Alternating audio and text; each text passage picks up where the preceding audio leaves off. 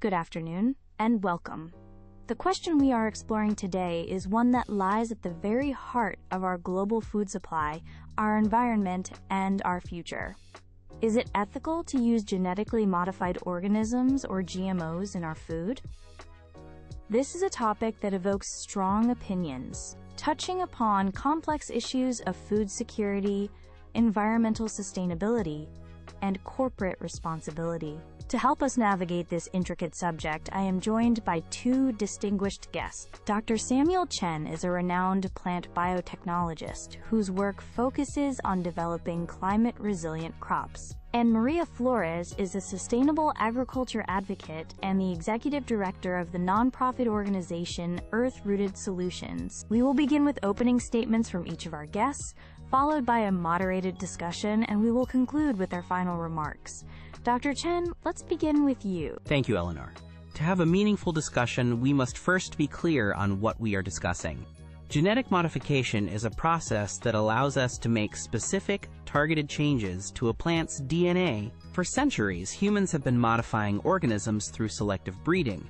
We simply did it without understanding the underlying genetics. Today, we have the ability to do it with incredible precision, introducing beneficial traits far more efficiently than ever before. From my perspective, the ethical question is not whether we should use this technology, but rather, what are the ethics of not using it? There is a profound humanitarian imperative.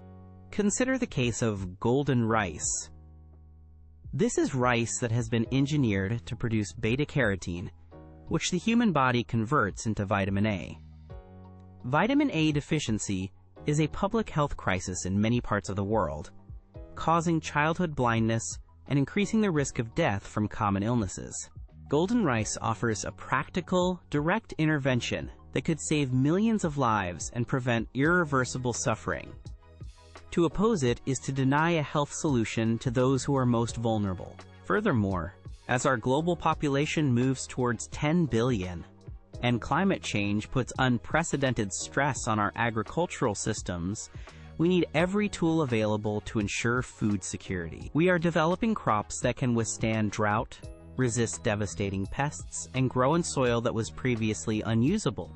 These are not minor improvements. They are essential adaptations for a changing world. They promise higher yields from less land, reducing the need to clear forests for new farms. Finally, let's talk about the environmental benefits. Many people are surprised to learn that GM crops can lead to a healthier environment. For example, Bt corn produces its own insecticide, which is harmless to humans, but targets specific insect pests. This has allowed farmers to dramatically reduce their use of broad-spectrum chemical sprays, which in turn benefits other, non-target insects and reduces chemical runoff into our waterways. This technology is a responsible and necessary application of our scientific knowledge, a tool not just for feeding people, but for doing so more sustainably. Thank you, Dr. Chen. Maria Flores, your opening statement, please. Thank you, Eleanor. I agree with Dr. Chen on one fundamental point. The challenges of hunger, malnutrition, and climate change are severe and demand our urgent attention. However, I strongly disagree that genetic modification is the ethical or effective solution. It presents itself as a simple technological fix to what are, in reality, deeply complex social, economic, and ecological problems. My primary ethical objection is grounded in the precautionary principle. This principle states that when an activity raises threats of harm to human health or the environment, precautionary measures should be taken even if some cause and effect relationships are not fully established scientifically. With GMOs, we are releasing novel organisms into the environment and the food chain without any truly independent long-term studies on their effects. We are, in effect, all part of a global, uncontrolled experiment. To proceed with such a powerful technology without a full understanding of its future consequences is not cautious, it is reckless. Secondly, we cannot separate the science from its real-world application, which brings us to the issue of corporate control. The vast majority of the GMO seed market is dominated by a handful of multinational agrochemical corporations. These companies hold patents on their seeds, meaning farmers are often prohibited from saving seeds from their own harvest for the next season, a practice as old as agriculture itself. This creates a cycle of dependency, where farmers must buy new seeds and the specific chemicals they are designed to resist, year after year, from the same company. This model threatens the autonomy and livelihoods of small farmers worldwide, consolidating power and profit into the hands of a few, which is an ethical crisis in itself. Finally, the claim of environmental benefits is a dangerous oversimplification.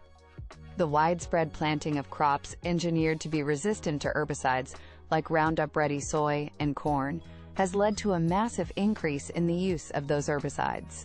This, in turn, has caused the evolution of herbicide-resistant superweeds, which now infest millions of acres of farmland.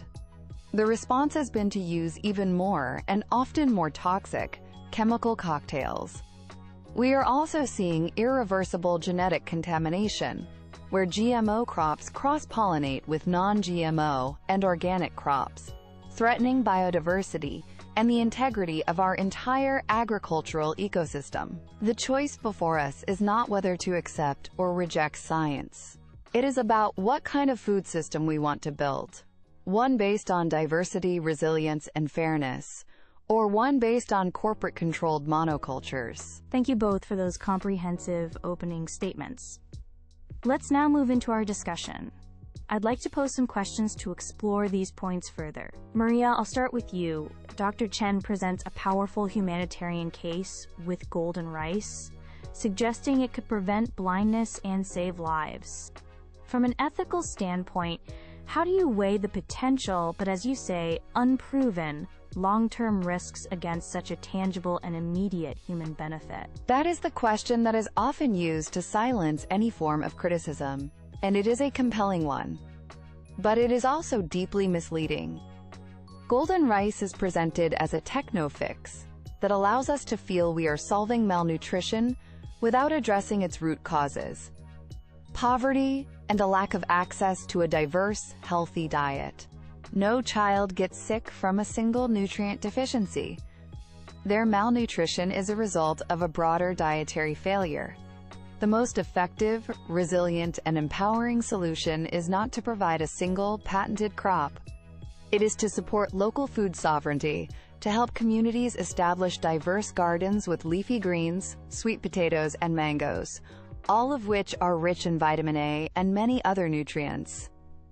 This approach solves the whole problem, not just one symptom, and it empowers people instead of making them dependent on a product they cannot reproduce themselves. So while the intention behind golden rice might seem noble, its application serves to distract from and even undermine more holistic, sustainable solutions that foster true food security. Dr. Chen, would you like to respond? With all due respect, Maria, that is an idealistic but impractical argument. Suggesting that a family on the brink of starvation should simply plant a diverse garden ignores the harsh realities of economics, soil quality, and water availability. Golden rice is not meant to replace a diverse diet. It is a supplemental tool designed to be integrated into the staple food that people already eat every day. It is a pragmatic safety net. To withhold it on the grounds that a more perfect solution exists is to let the perfect be the enemy of the good, with devastating human consequences. Let me turn to you now, Dr. Chen. Maria raises a very significant ethical concern about corporate consolidation and the power that companies like Bayer, which acquired Monsanto, hold over farmers. How can we ensure that this powerful technology doesn't simply become a tool for profit that deepens inequality and harms the very small-scale farmers it could theoretically help?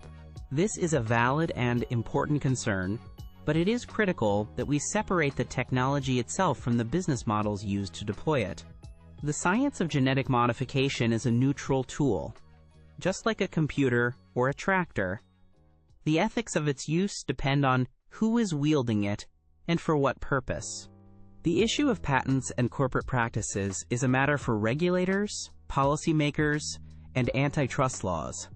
We should absolutely have robust public debate about these economic structures. However, to reject the entire scientific field because of objections to certain corporate behaviors would be a tremendous mistake. Moreover, it's not just corporations working on this. Many public institutions and university labs, like my own, are developing GMOs that are intended for the public domain, specifically for humanitarian purposes in developing countries.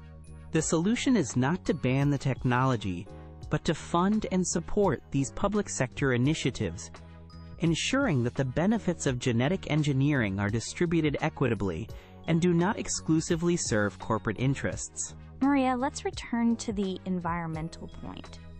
Dr. Chen argues that crops engineered to be pest-resistant, like Bt corn, reduce the overall volume of chemical insecticides sprayed in our fields. Isn't that a clear environmental victory? This is a classic example of looking at one small piece of the puzzle while ignoring the much larger picture. Yes, for certain pests, the use of sprayed insecticides has decreased. However, this statistic is often used to mask a far more troubling trend.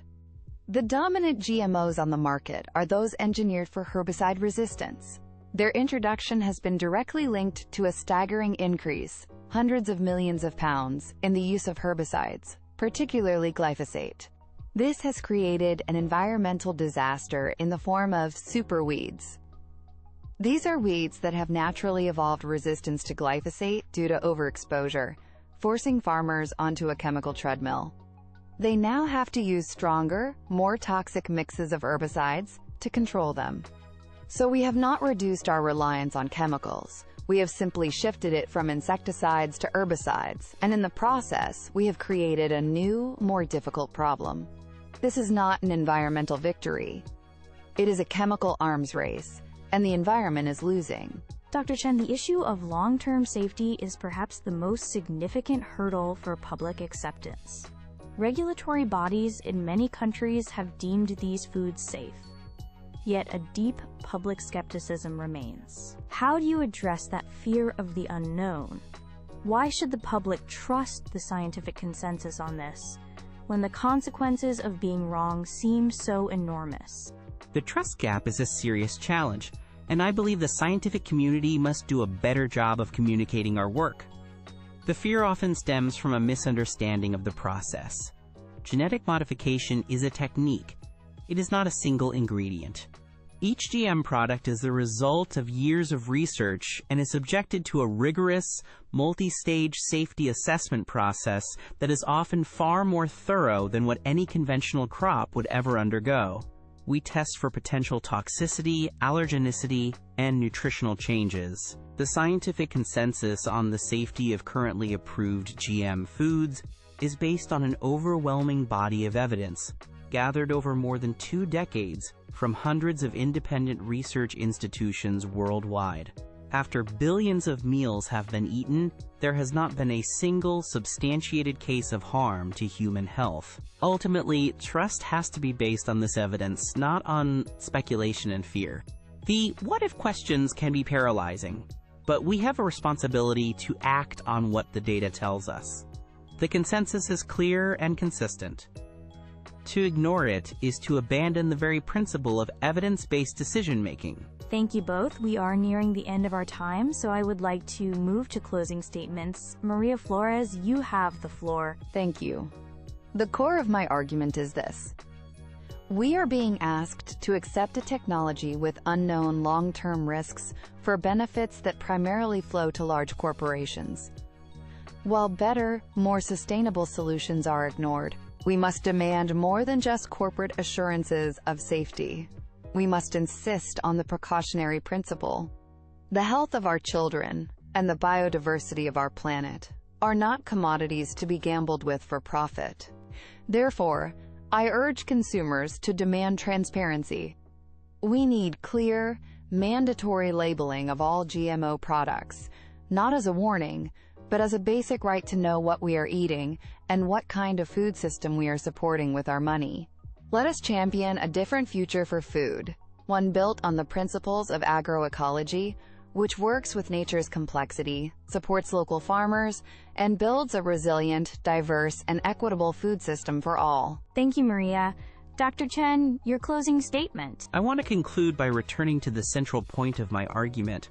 Genetic modification is one of the most important tools we have to address the monumental challenges of global hunger and climate change. It is not a silver bullet, but it is a vital instrument in our toolbox. The scientific consensus, built on decades of rigorous research, is that the GM foods on the market today are as safe as their conventional counterparts. To reject this technology based on unfounded fears and misinformation is, in itself, an unethical choice. It is a choice to deny life-saving nutrition to children, to deny resilient crops to farmers facing drought, and to deny our best scientific efforts to build a more sustainable world. We must move beyond fear and embrace innovation responsibly. Let us have a future where science and technology are guided by compassion and evidence, working in concert to create a healthier, more food-secure world for every person on this planet. Dr. Chen, Ms. Flores, thank you both for a truly insightful and spirited debate. You have clearly articulated the profound complexities of this issue. Today we have heard the tension between the promise of technological solutions and the urgent call for ecological and social caution. We've discussed the potential to save lives versus the risks of corporate control and unintended environmental consequences. The purpose of this program was not to declare a winner, but to provide you, our audience, with a deeper understanding of the arguments. We hope this conversation has empowered you to inform your own thinking on this critical topic.